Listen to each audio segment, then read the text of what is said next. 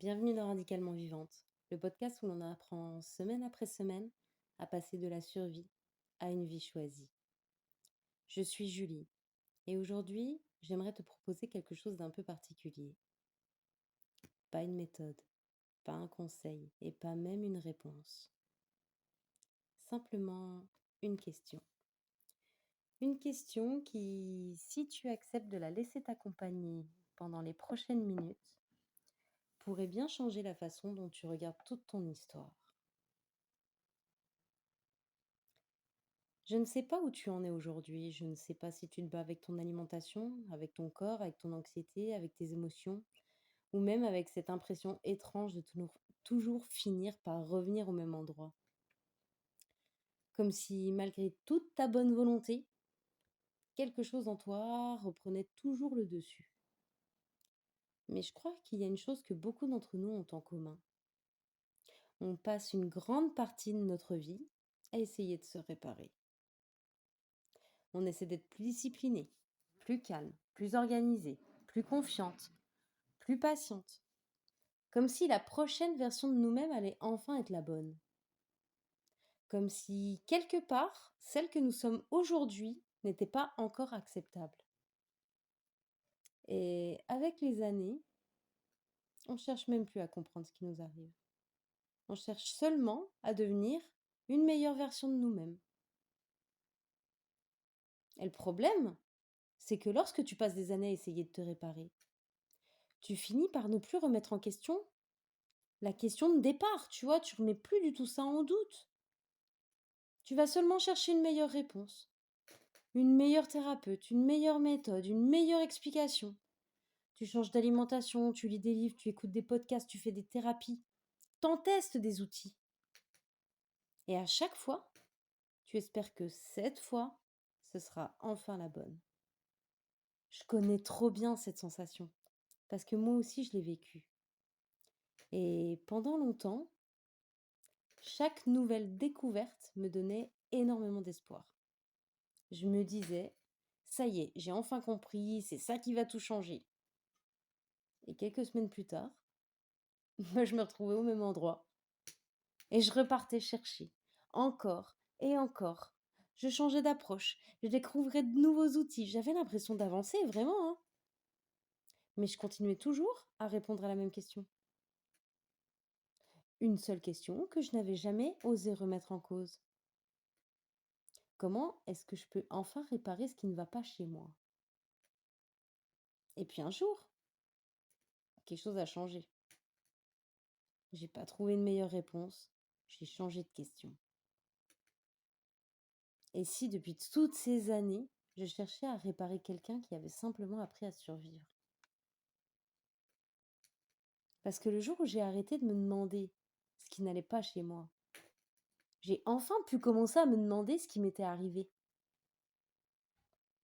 Et quand j'ai commencé à me poser cette nouvelle question, je pensais que j'allais enfin trouver la cause, l'événement, le souvenir, le déclic. Tu sais, celui qui expliquerait enfin pourquoi j'étais qui je suis.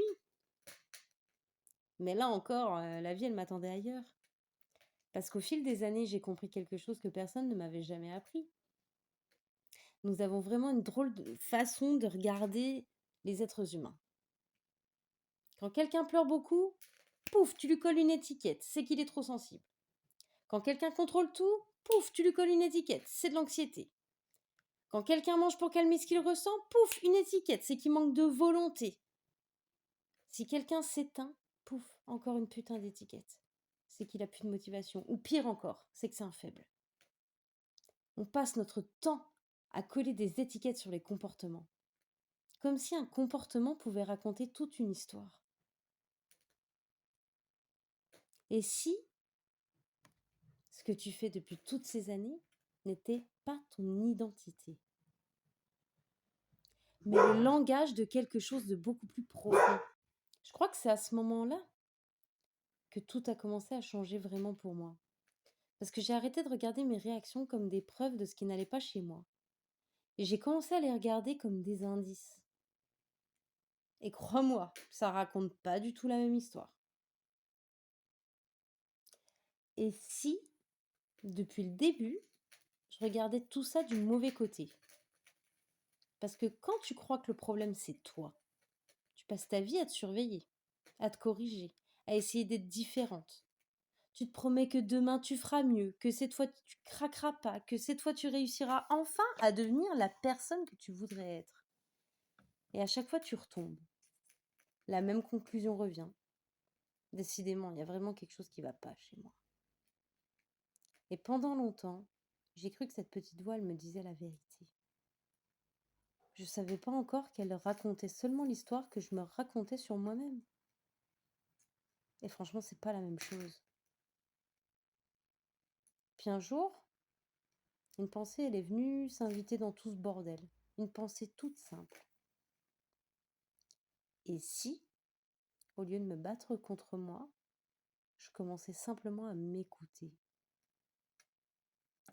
J'avais pas encore la réponse, je savais pas encore où cette question elle allait me mener. Je savais même pas si elle avait du sens. Mais je sentais qu'elle avait sa place. Un peu comme une pièce de puzzle, tu sais, dont j'ignorais l'emplacement, où elle pourrait s'emboîter. Et sans le savoir, je venais d'arrêter de chercher une nouvelle méthode. Et je commençais doucement à regarder mon histoire autrement. Maintenant, j'aimerais simplement te proposer une expérience.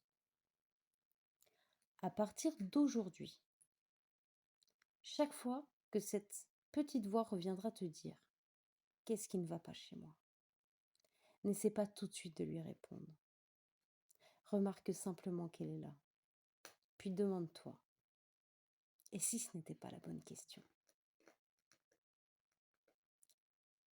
Garde simplement cette idée quelque part avec toi, comme une pièce de puzzle dont tu ne sais pas encore où elle va aller s'emboîter. Ne cherche pas à la comprendre tout de suite. Laisse-la, juste, elle existe. Parce que parfois, ce ne sont pas les réponses qui transforment une vie. Ce sont les questions que l'on accepte enfin de regarder autrement. Et si le problème, ce n'était pas toi? Dans le prochain épisode, on ira un peu plus loin parce que si tu n'es peut-être pas le problème, alors une autre question apparaît. Une question qui a complètement bouleversé ma façon de regarder les êtres humains. Si nous ne sommes pas cassés, alors qu'est-ce que nous sommes en train de prendre pour des défauts? Et je crois que cette question mérite qu'on prenne le temps de l'explorer. Voilà, cet épisode touche à sa fin. Merci d'avoir passé ce moment avec moi. Si cet épisode a déplacé quelque chose en toi, même un tout petit peu, alors il avait déjà une raison d'exister. Je te retrouve la semaine prochaine pour poser une nouvelle pièce du puzzle. Et surtout, n'oublie pas, on survit par habitude, on vit par choix. Je te dis à vendredi prochain pour le prochain épisode de Radicalement Vivant.